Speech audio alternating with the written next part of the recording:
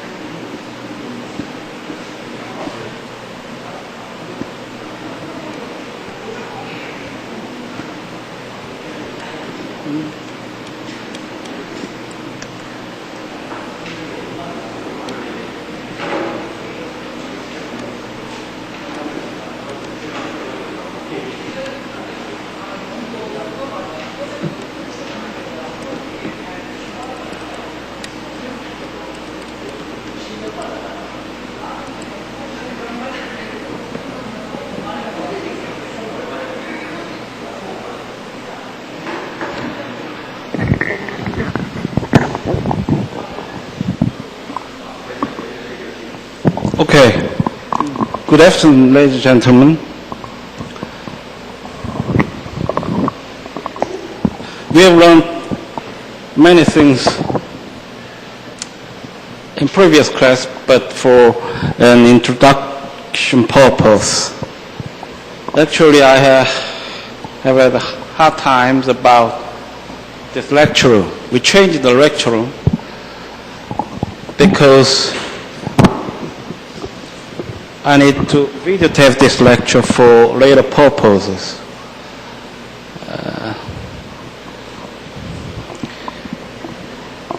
It required me much time to negotiate for this room, and actually I have successfully changed this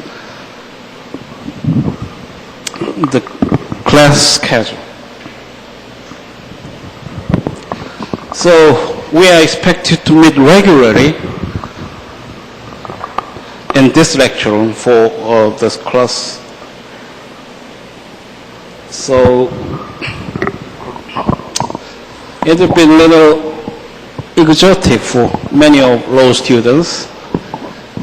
You have to attend the class in the main administrative building of this university. Okay. So,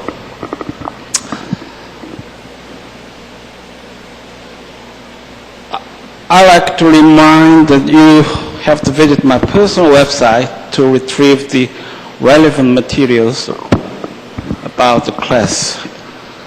As the title of this lecture was given a basics of common law, we are required to focus a rather extensive scope, including a British legal tradition or American legal tradition. But my excuse should be granted.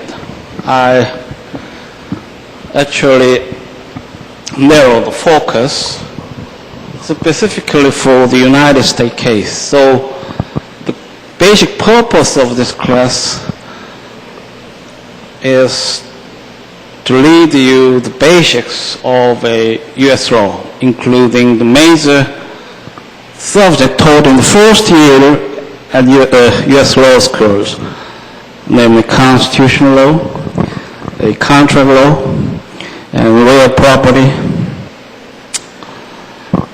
evidence, and the 2 or 3 more subjects. And this lecture room is also unusual to my personhood.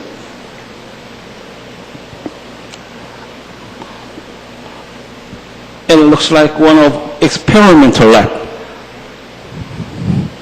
which we have to struggle to be adjusted to these new circumstances. But it is fairly challenging, and we have some lessons as a contemporary global student or citizens. It's really tough to make a living under given circumstances. I prepared some printouts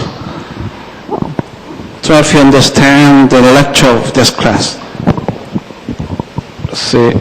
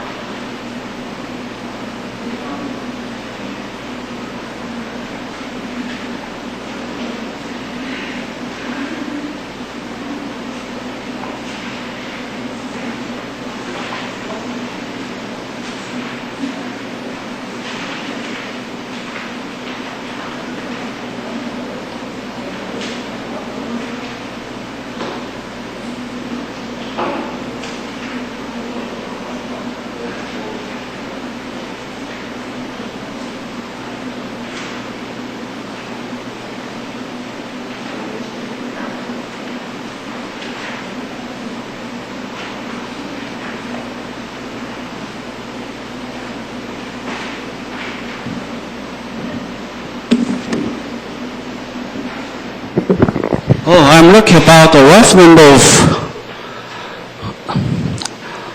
attending students.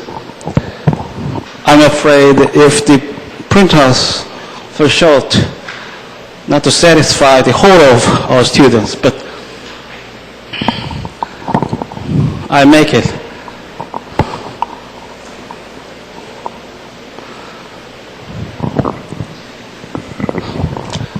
So we now begin with the basics of constitutional law.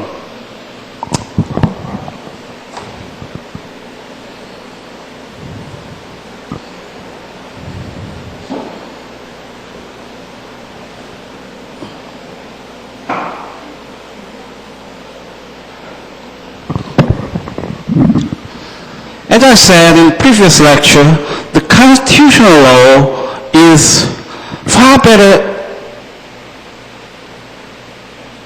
difficult and complicated in many aspects because the United States is obviously a federal state. They maintain a federal system.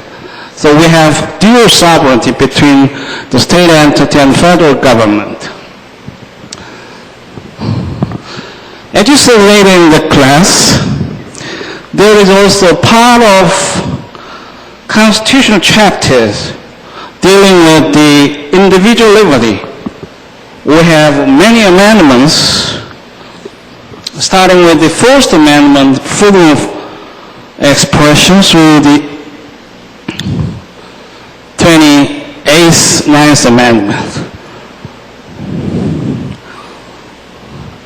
And the first group of 10 amendments has long been called a Bill of Rights, which enshrine the fundamental value of democratic state, safeguarding the fundamental freedom of each citizen.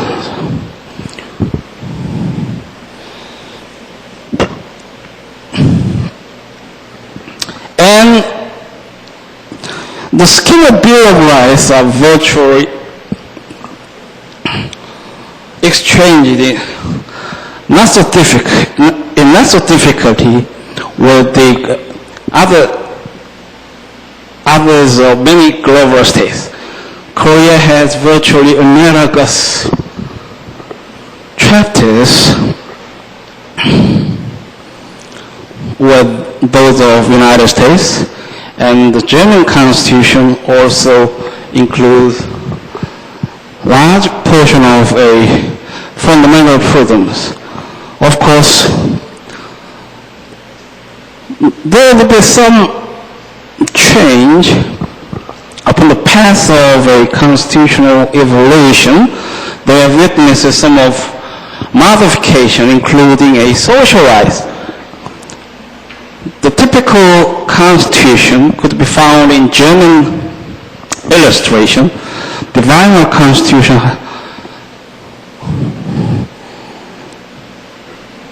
sharply from the previous one, safeguard a newly establishing a set of a social rights, which is very influential about the modern scheme of constitution. And Korean constitution also followed that kind of transformation in many ways. Therefore, we have two sets of fundamental freedoms where many global states followed the way of a revised version.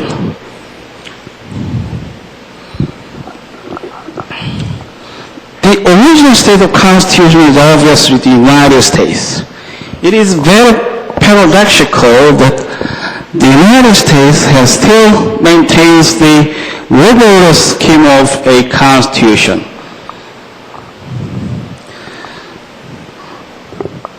The United States Constitution has no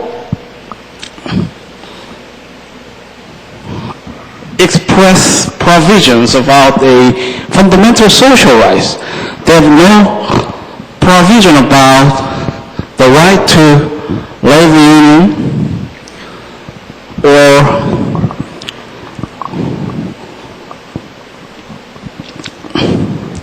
the right to labor negotiation, also the kind of social rights in labor issues.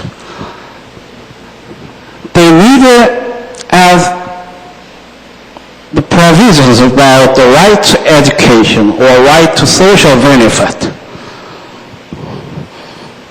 Therefore, in many senses, the United States has still remained in the domain of 17th and 18th scheme of the Constitution. And it's a unique nation that has a constitution throughout the whole history of Western democracy. It's an original state. So it provides a paradigmatic framework to understand the modern constitution.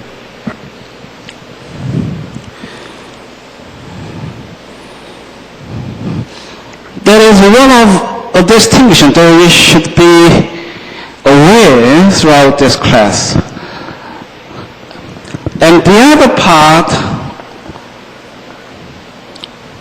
will be found in the federal system that we have obtained an awareness in this class purpose. The United States provides modality of federal system. Germany is a federal state, and China is also a federal state. There are many states in Europe using the federalist scheme in the national purpose. We can see some of intricacies in the case of the United States, and actually the federalism jurisprudence is very important to practicing lawyers. It offers a huge of legal issues revolving around the federalist scheme in the United States. So I'd like to remind that you have to bear in mind the kind of two distinctions uniquely found in the United States case.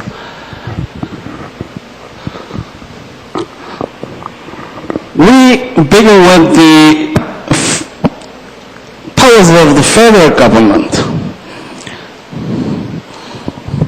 We have to see firstly the judicial power enshrined in the Article 3 of the United States Constitution.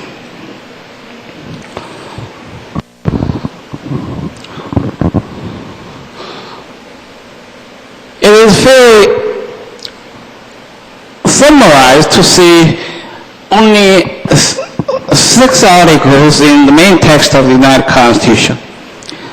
The first 3 articles matter with the government structure, as we see in the Korean Constitution. Article 1 stipulates the legislative power, including the House of Representatives as United States Senate. Article 2 prescribes the executive power, including presidents and other administrative arrangement keyed in the constitutional scheme. We have 3 articles, but we need to start from Article 3 because the federal judiciary is very important in the constitutional scheme in the United States. It is a prime organ to render the final decision about the constitutional matters. So practically, it would be more prevailing when the fundamental issues of state are at issue at national scheme, which would be against the executive power and legislative power. In also it is practically useful to start Article 3 because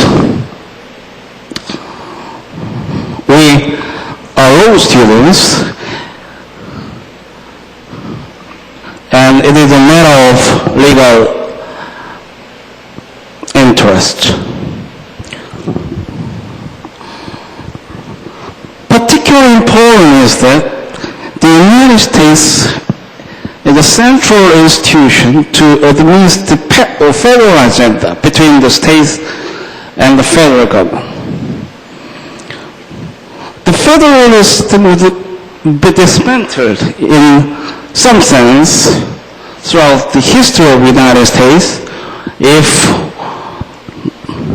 we could not see no constructive manipulation by the United States Supreme Court. You see, the civil war in the United States it is a critical point in United States democracy, and President Lincoln is still admired as a hero throughout the whole history of the United States. The fundamentally underlying issue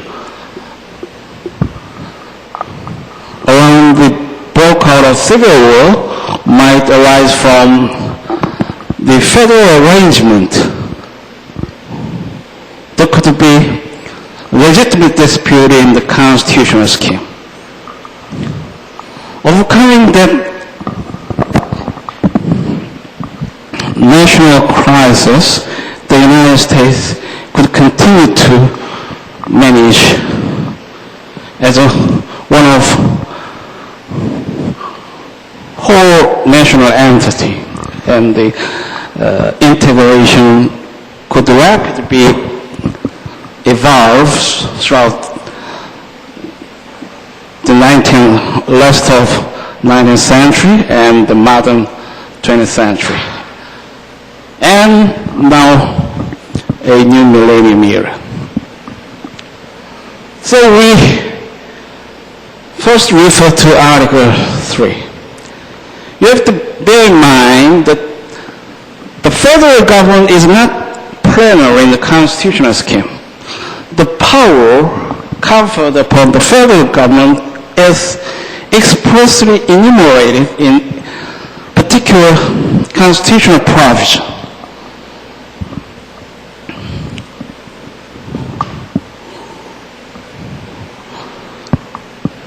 We have dual sovereignty between the state government and federal one, and the rest of powers are originally vested in the state government, the entity state.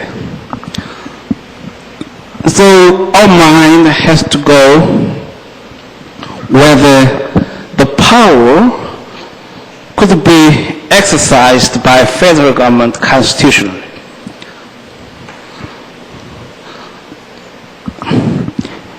If it failed to fall within the scope of federal constitution, the action of federal agents, including United States Congress as well as President,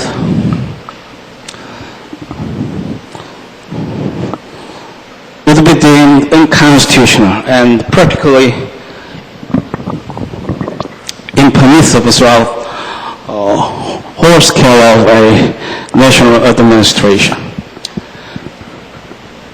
So let's see.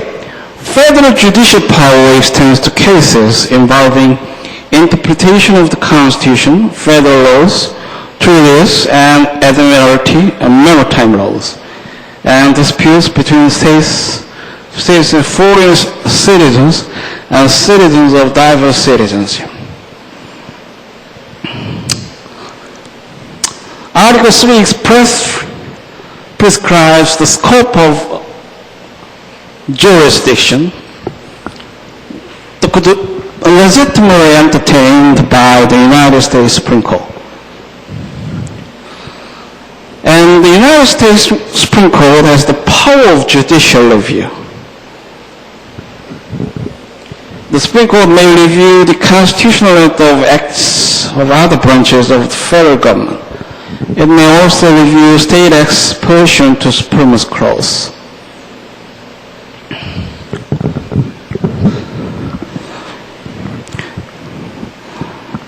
The power of judicial review is a very complicated area of laws in the constitutional history of the United States.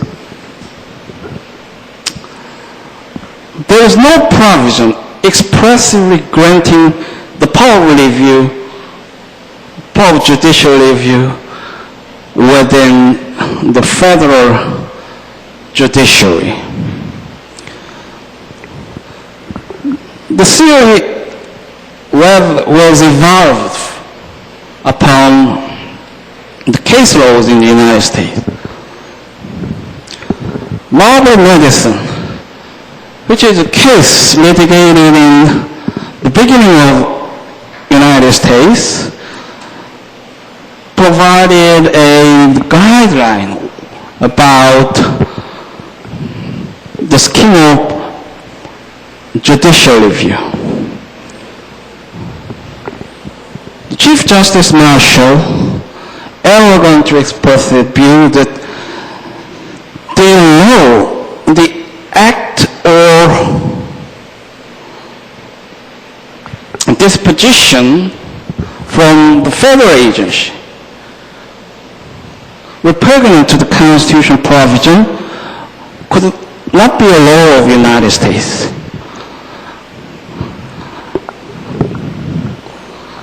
If we don't have any provision, unlike the current version of Korean Constitution, it is a matter of logic and natural operation of our sense about the constitutional framework in the United States. And it is also pertinent in the case of the United States. That idea revolving about the higher law might be natural law or other divinity in many senses, is critically important in this period of traveling in the United States politics. Therefore, Marshall finally concluded that the United States Supreme Court has the power to invalidate the act or statute established by the United States Congress. As the United States is one of progenitors from British intelligence, it was virtually impossible to imagine if the act of Congress could be struck down by the court judicial hierarchy. That idea originally found in the legal narrative, Blackstone and John Locke, but it is just an idealistic scheme, an idealistic approach. That idea was practically realized through the hands of Justice Marshall.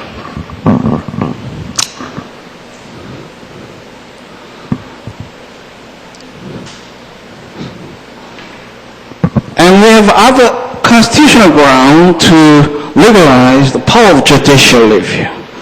The United States Constitution has the Supremacy Clause, where the state laws repugnant to the federal law could not survive in the nation. So based upon the Supreme Clause, the federal judiciary could legitimately exercise the judicial exercise its competence about judicial review. And when we think about the federal judiciary, we have to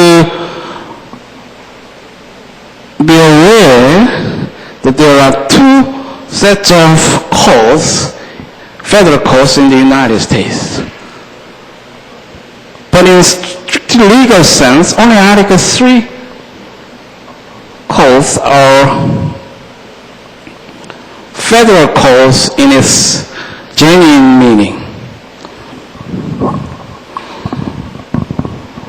Courts established by Congress pursuant to Article 3 are subject of this outline.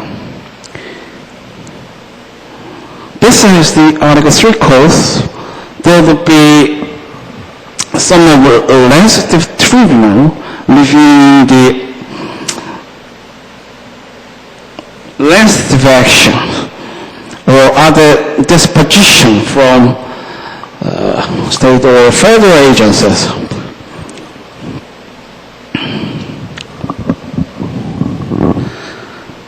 Those courts could not fall within the exact scope of Article 3 courts, which means the judges of those courts could not be secure in terms of its remuneration as well as terms of office. The judicial independence indispensable required for the democratic constitution could not apply to those kinds of courts. So we have legal distinction between those courts.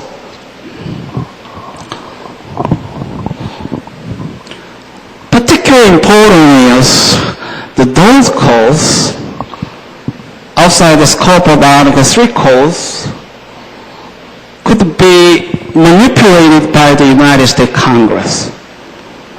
They are strictly subject to the statute of United Congress. The Congress of the United States has primary power to abolish those institutions. They could not be offered the constitutional shield about the institutional framework of the United States Constitution. So it is significant to distinguish between those courts in the purpose of constitutional law. Article 3 code was explicitly conferred the scope of jurisdiction. It specifically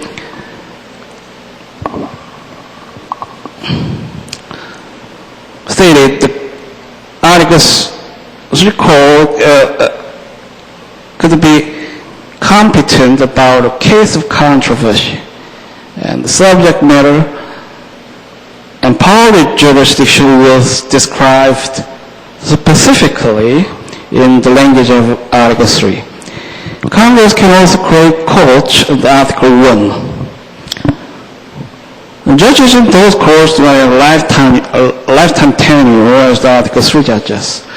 And Congress may not assign to Article 1 courts jurisdiction of cases that have traditionally been tried in Article 3 courts. We also found some expressive language about jurisdiction of the Supreme Court. The Supreme Court has dual dimension of jurisdiction. One is an original jurisdiction, which was explicitly conferred in the Constitution provision. The appellate jurisdiction was also stated in Article 3, but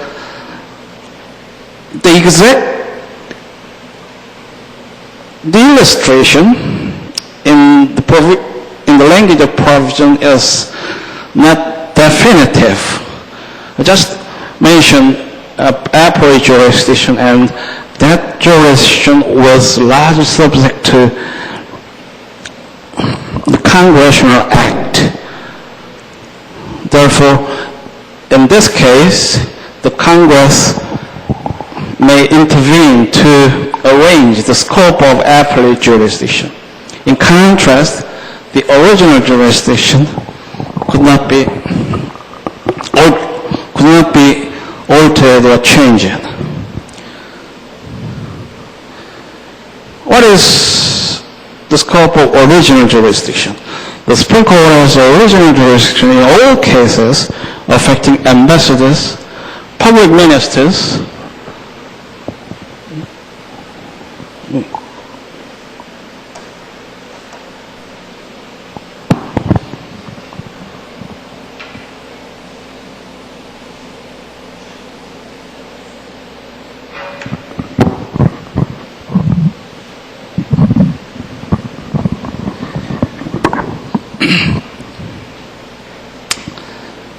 public ministers, consuls, and those in which a state is a party. But Congress has given concurrent jurisdiction to lower federal courts in all cases except those between states. And you can see appellate jurisdiction. In terms of appellate jurisdiction, we have to think about the writ of certiorari. Most cases are litigated in this manner. The litigant lowered a petition for writ of certiorari in the Supreme Court, and the Supreme Court gives a review about the possibility to issue a writ of certiorari. The Supreme Court has complete discretion to hear cases that come to it by certiorari. The cases that come by certiorari are cases from state courts where the constitutionality of a federal statute, federal treaty, or state statute as an issue, or state statute allegedly violates federal law. And secondly, all cases from federal courts of appeals could be adjudicated by a writ of certiorari. In another case, the appellate jurisdiction was realized by appeal process. The Supreme Court must hear cases that come to it by appeal. These cases are confined to decisions by three-judge federal district court panel that grants or denies injunctive relief.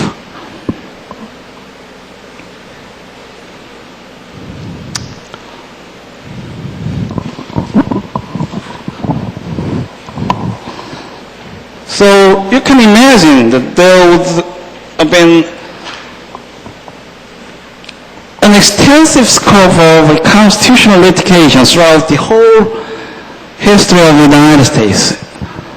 It would be exactly true, and those documents would actually determine the destiny of the United States.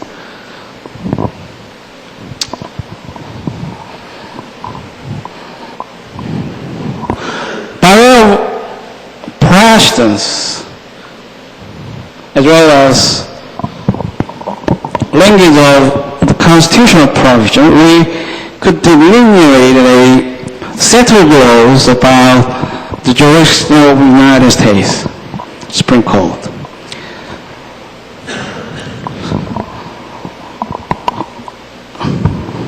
In this context, you have to know that there would be some set of tendency about judicial restraint. Although the Supreme Court of the United States is idealistically the supreme branch of United States with the constitutional scheme, because it is a final arbiter of constitutional language. But we have to take the other two branches and juxtapose the United States Supreme Court.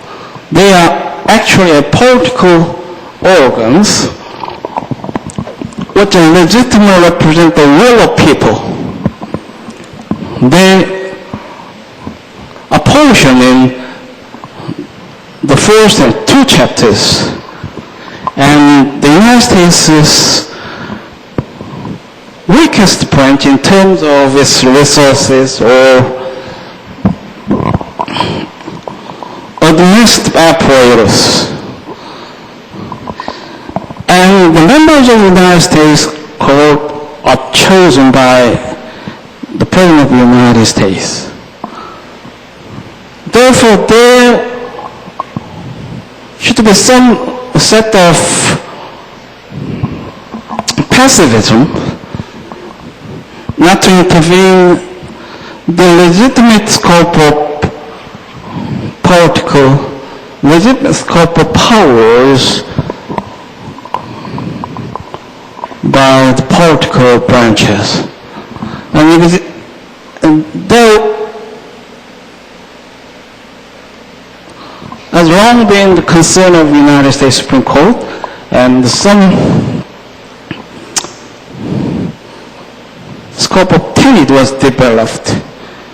Let's see. The United States Supreme Court is reluctant to run this decision if they could find no strict necessity about the matter. So, let it go as it is more plausible maxim when they'll be entangled with complicated pressure about the constitutional disposition. So, whether a case is justiciable depends on whether there is a case of controversy.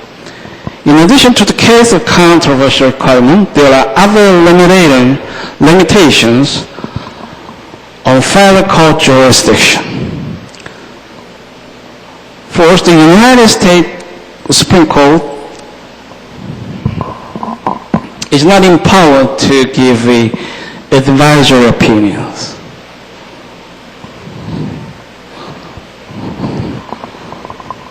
It is so because the Constitution specifically spoke a case of controversy. There must be a genuine interest in litigation.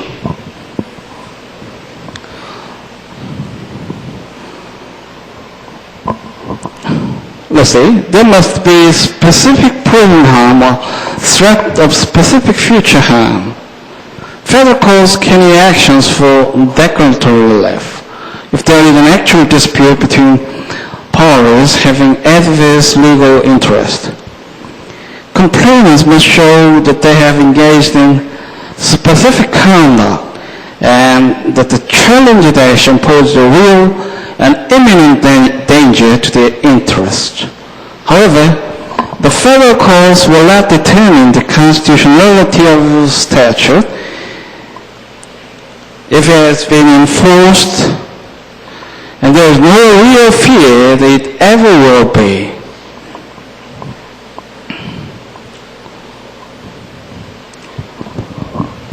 And secondly, there is a rightness doctrine. The problem should pose an immediate threat of harm. If the interest parties are abstract about a specific actions, then the case would not be rife.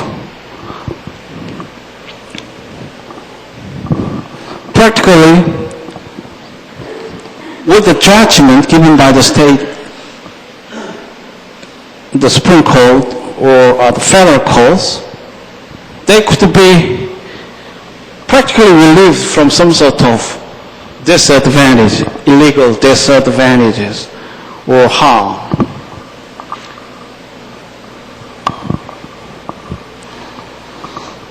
So, a plaintiff is not entitled to review of statute or regulation before its enforcement.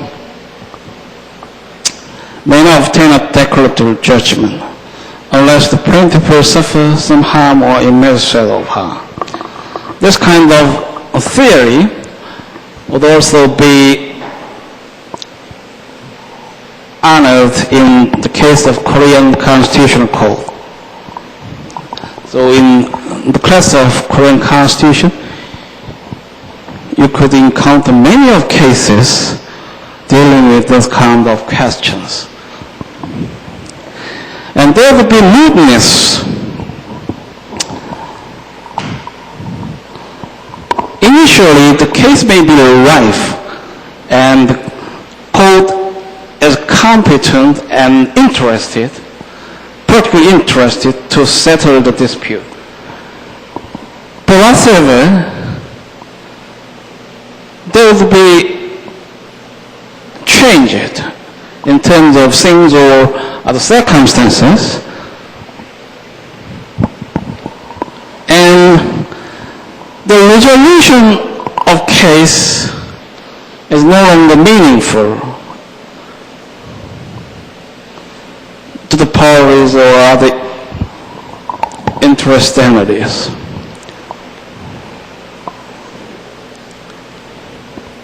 Therefore, a real controversy must exist at all stages of review.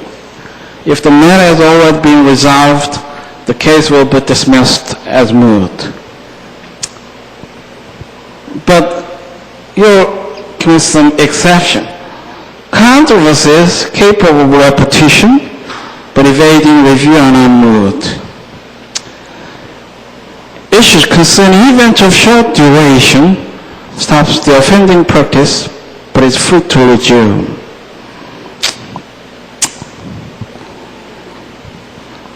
And mootness would be silent in case of class actions.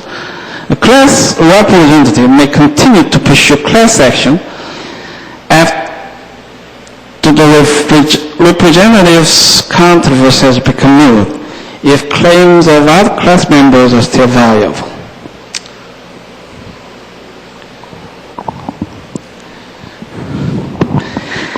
And one of the threshold issues that the constitutional lawyers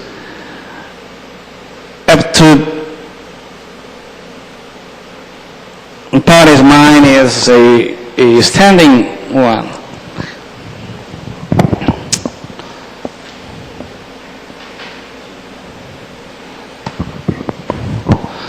It would be futile to discuss the substantial aspect of issues when the courts see the lack of standing requirement.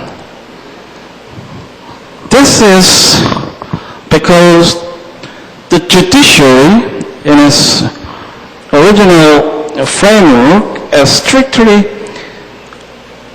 limited to the case of controversy.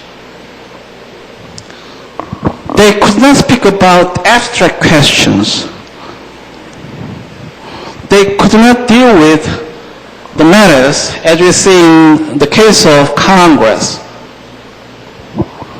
The Congress identifies social issues in abstract manner. It is a public issue that may pertain a large scope of public. And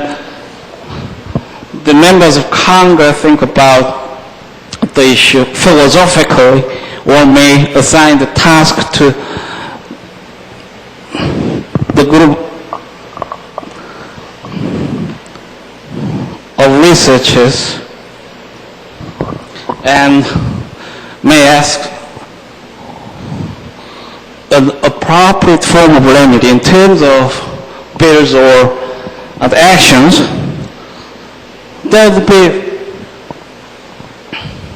not definitive to a specific interest party.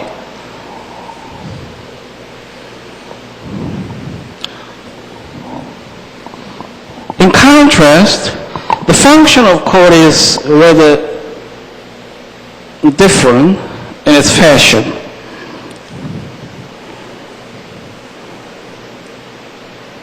A person must have concrete stake in the outcome of case. Then what are required? Let's say the components of standing. First, there must be an injury. Plaintiff must show that she has been or will be directed and personally injured by the alleged unlawful government action, which affects her rights under the constitutional or federal law. The injury need not be economic. Most of injuries may be economic, but it is not strictly all the cases when you say about injury. We may have some emotional distress.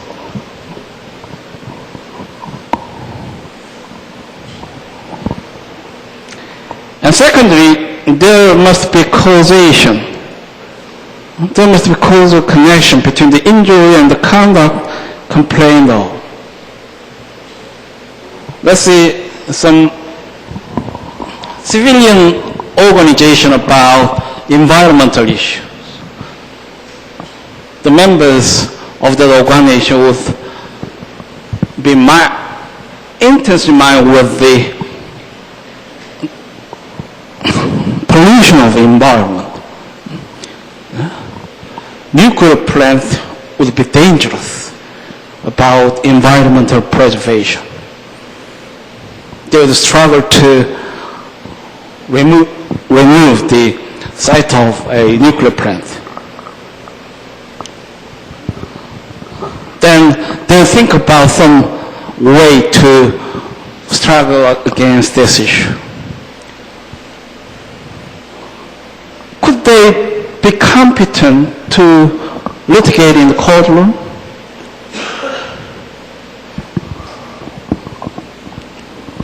The harm actually would be a laugh in many senses. The members of the organization would not be harmed, or some members may be harmed, and other neighbors may be harmed, or remote residents from the organization would not be harmed entirely. Then, is there causation? It is a threshold issue when the judges have to review before the stage of a substantial proceedings. And there must be redressability. A decision in the litigant's favor must be capable of eliminating her grievance. And we can identify common standing issues covering congressional confer of standing, standing to enforce government statutes, standing to assert rights of others, standing of organizations, no citizenship standing, taxpayer standing requisites, legislative standing.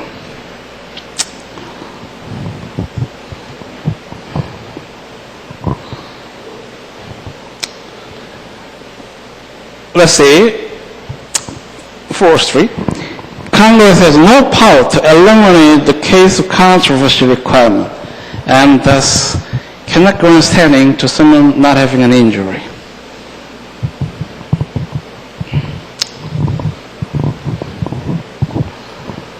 The case of controversy requirement is an expressive command offered by the Article 3. Therefore, the United States Congress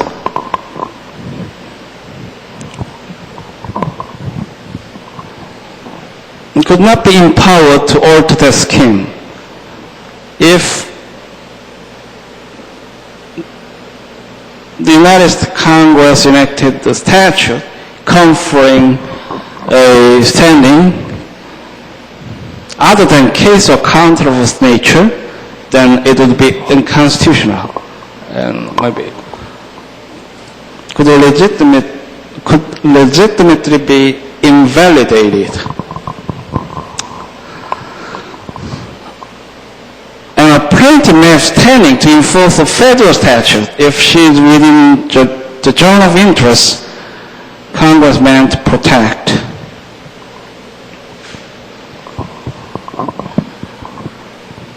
You've heard about the dilemma in the administrative courts when the party may file a suit to positively ordering the implementation of a statute. Is it possible?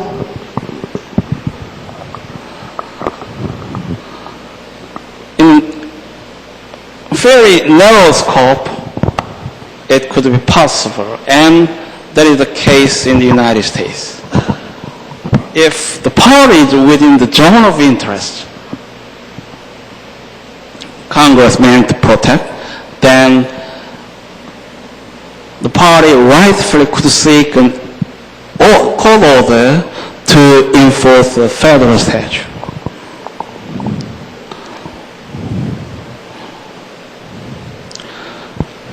And let's think about this situation. If a party could assert the rights of others, it is not right of mine, it is the right of others. But for whatever reasons, it is impossible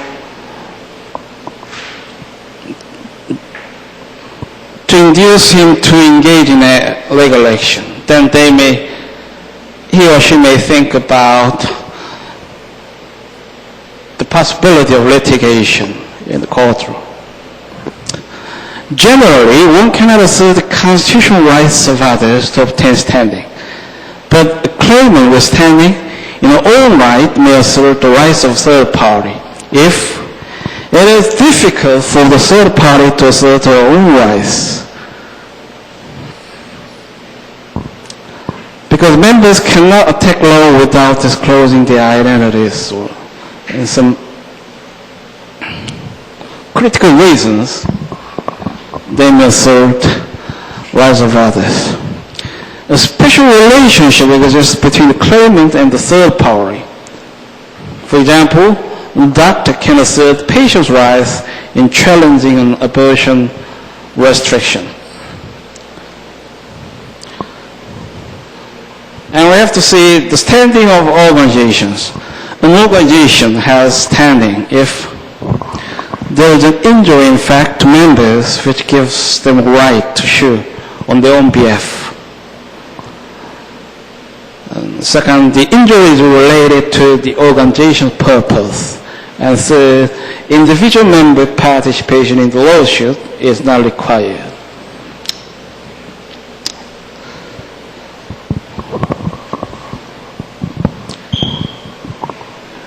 And it is very interesting to see the growing trend of citizenship litigation.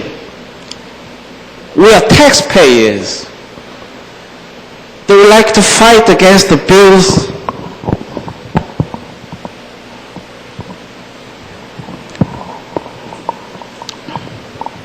in endorsed by Congress. We are largely interested in those kinds of bills. Then the possible in the courtroom. Taxpayer has standing to litigate a tax bill, but a taxpayer generally has no standing to change government expenditures because the taxpayer's interest is too remote. It is important word. The interest at stake should be not so remote.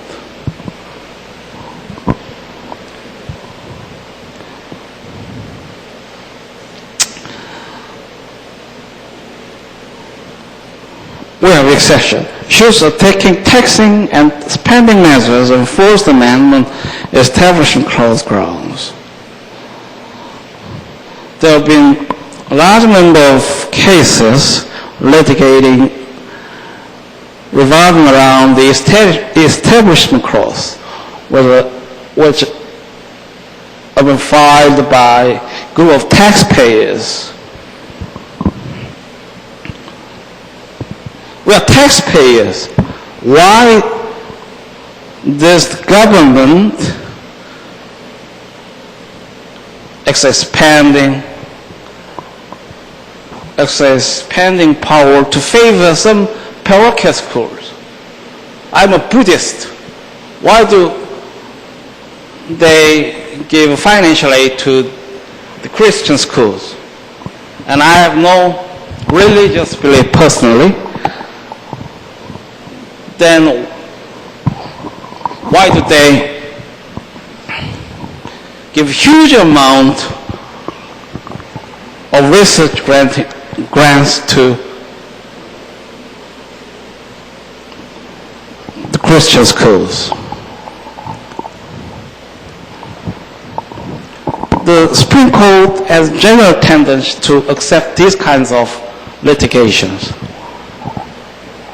Therefore, the taxpayer issue would be different on a case-by-case basis. There is no general rule in abstract nature.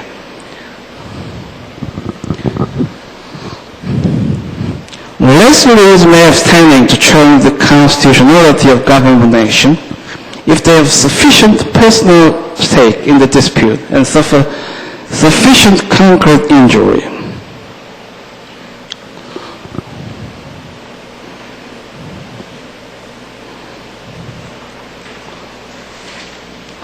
And it is also one of trend in the congressional practice of South Korea. Legislators have, in some cases, eager to resolve the issue in the courtroom. Then are the interest parties to invoke the intervention of court proceedings? It will also be difficult and largely impermissible.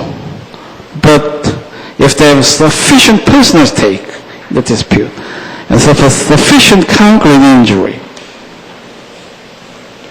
then it would be permissible on a case-by-case basis.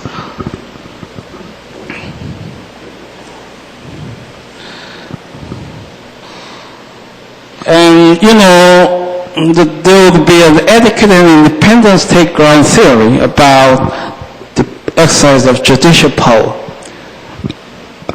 The United States, as I said, is a federal system.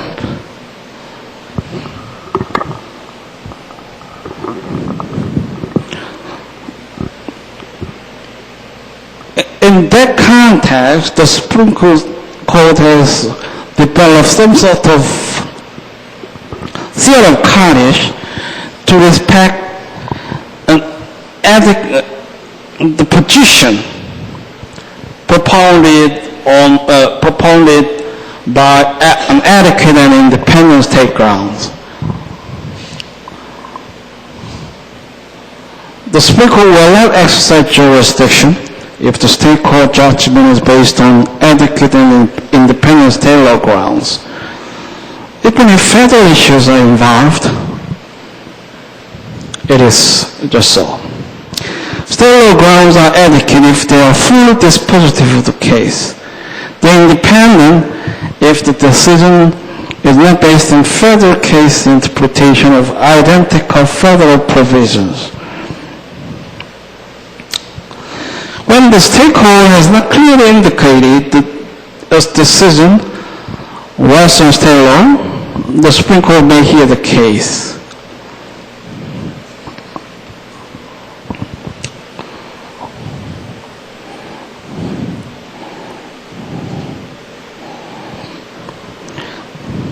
In some cases, the Supreme Court exercises an abstention of jurisdiction.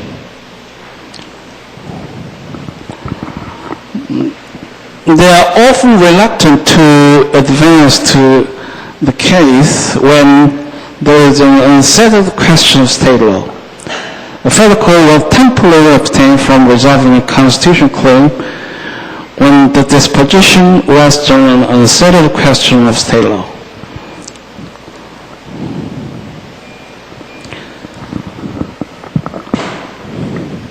Abstention is also available when the case is pending in state proceedings.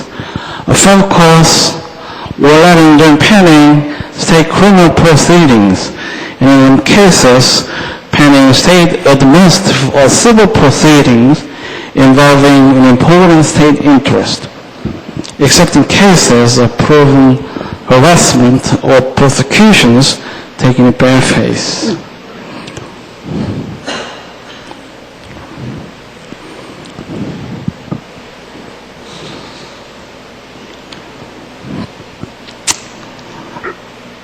And one of eminent doctrines in this area of law would be political questions. You probably could hear the term in the class of Korean Constitution. Political questions will not be decided. These are issues constitutionally committed to another branch of government or inherently capable of judicial resolution.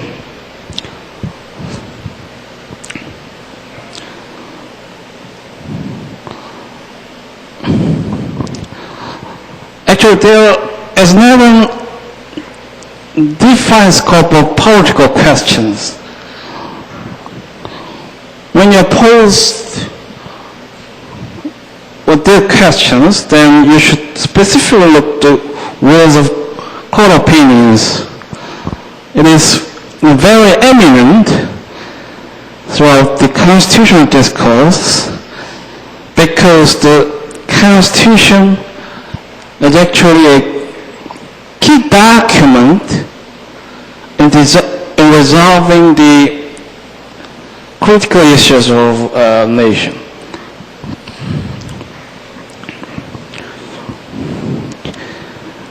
Challenges based on the Republican form of government, clause of Article 4.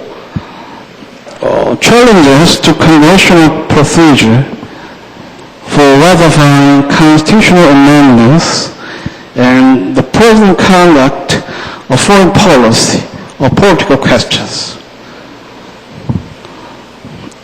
It is generally recognized scope of political questions. Normally, the argument revolving around the treaty clause would not be a political question.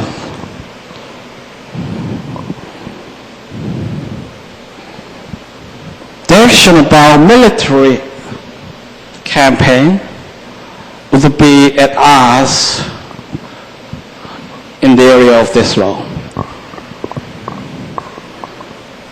So the situation given under specific circumstances would be rather critical to give a definite answer about. How about legislative apportionment? There will be many of cases involving the revision of election law when he come with the election time period. This case was actually litigated in the Supreme Court, but the Supreme Court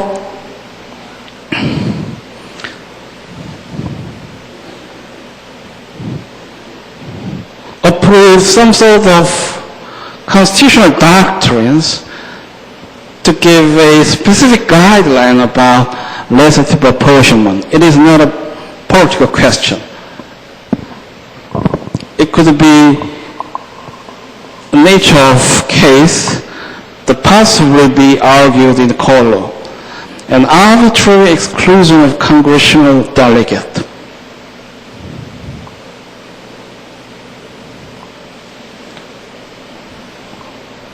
For example, let's think about the updated case in the Korean context. One of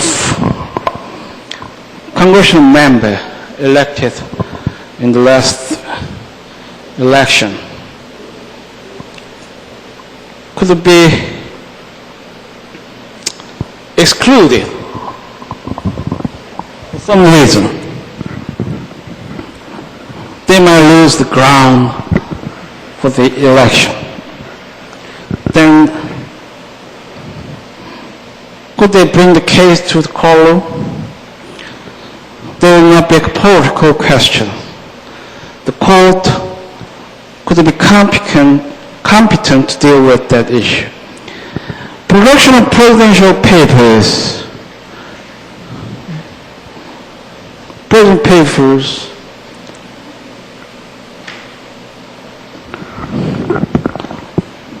normally bear a critical national interest, so classified as a top secret one, classified as R-rate or A-rate or whatever.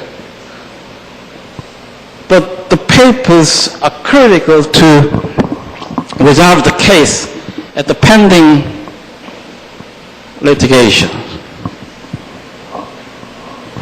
Then is the court empowered to order the production of presidential papers in the court law? President is a political institution in terms of constitutional framework.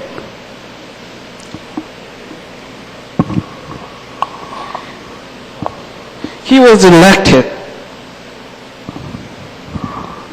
in an independent scheme of election. Than the case of a Congress. He has an independent democratic representation, direct chosen by the vote of United States citizen.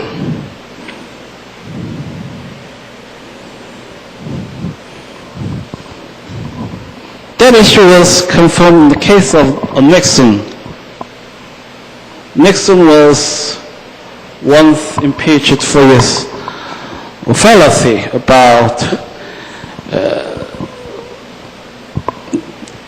executing his job duties as president. And that case was brought to the courtroom. The court did not abstain from the post problem. The court ordered the production of president's papers as one of evidence. It includes communications made between the president and his aides.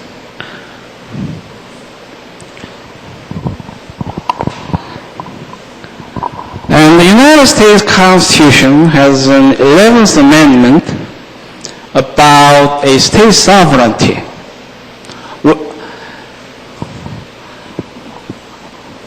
At the start of this lecture, the United States is a is dual sovereignty between the state and federal government. 11th Amendment is the basis for the state government.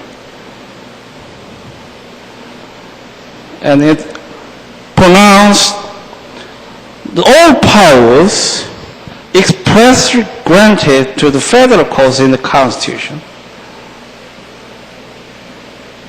would be reserved with the state entity. And the state government would not be impeached in the federal court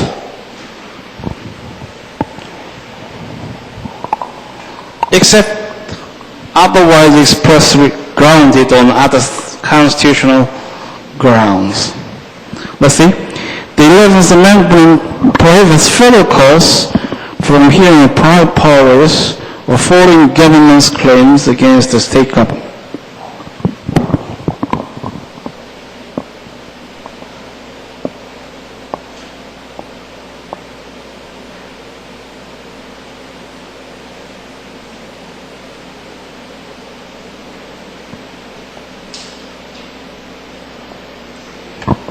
We are now here, number that 8th, 11th Amendment of the Federal Court. I'm a little late to follow with the slides. Okay.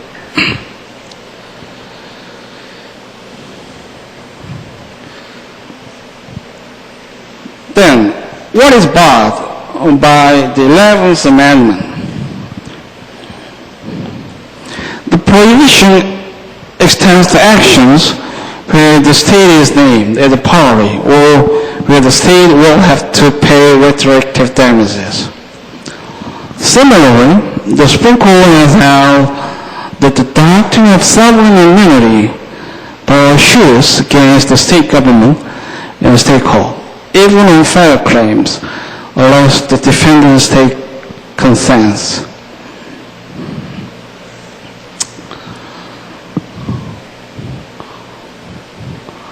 What is not borrowed? The state government is normally unavailable as a defendant power in the courtroom because the doctrine of sovereign immunity operates. But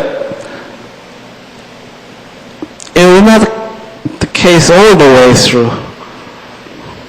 The prohibition does not extend to actions against local governments or actions by the United States or other states. If the plaintiff party is the United States or other state, then the action could survive the test of 11th Amendment. Okay. There are also exceptions. Certain actions against state officers. The following actions can be brought against state officers in federal court despite the 11th Amendment. Actions to enjoin an officer from future conduct that violates the Constitution or federal law, even if this will require prospective payment from the state. And second, actions for damage against an officer personally.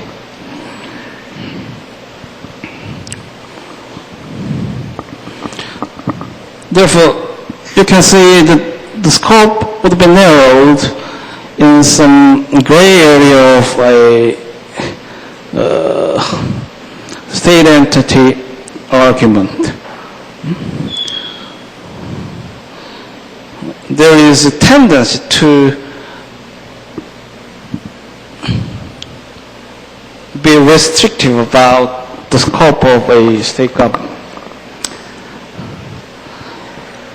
If the state gives the consent, then the case could survive in the federal court. Or they may express consent to shoot in federal court. Can the Congress remove the immunity?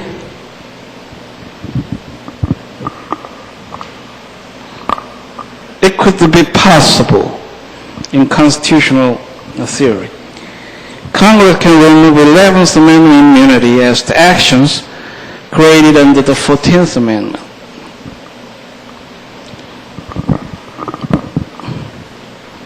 But the congressional action should be based upon the 14th Amendment, other state provision, other constitutional provision.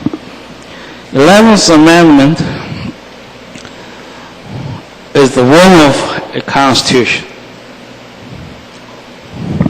which could not be tarnished or dismantled by congressional action. But there are some cases of hardships about the stake of fundamental freedom.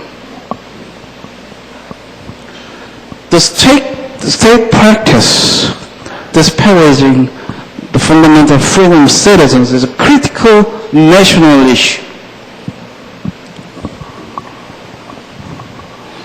Therefore, it is a will of United States citizens to safeguard the fundamental freedom of each citizen, notwithstanding the difference across the states.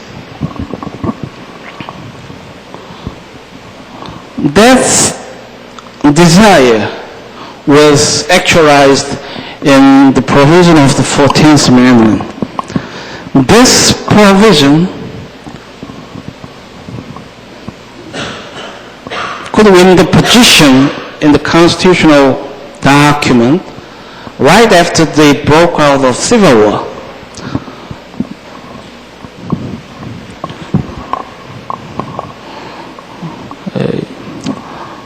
The servitude or slavery is one of regular practices before the time of civil war. The 14th Amendment broke with the strict dichotomy between the federal and state framework. The 14th Amendment expressly grants the competence to meddle with the state issues when the issues involve a fundamental freedom of the United States citizens. Therefore, upon the 14th Amendment, the Congress could constitutionally intervene in the 11th Amendment scheme. They could enact some statute to abridge the state sovereignty, to forge the need of liberty interest fundamentally preserved within each of your citizens. But the language employed by the statute must be unmistakably clear. The Congress intended to remove the immunity.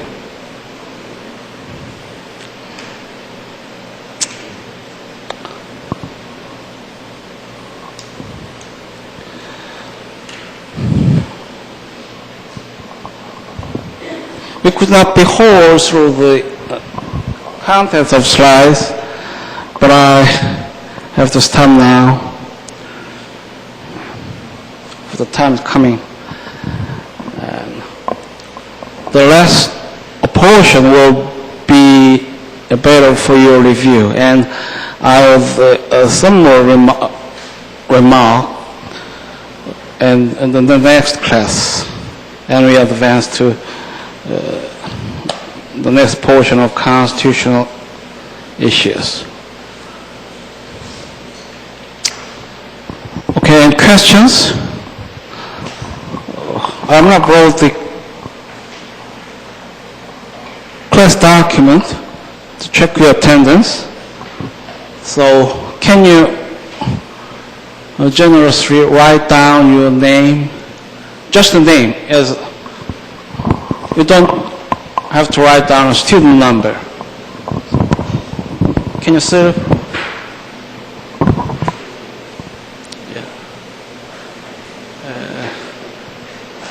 Yes, thank you. Your name on the seat, and please pass to another student. Circulate.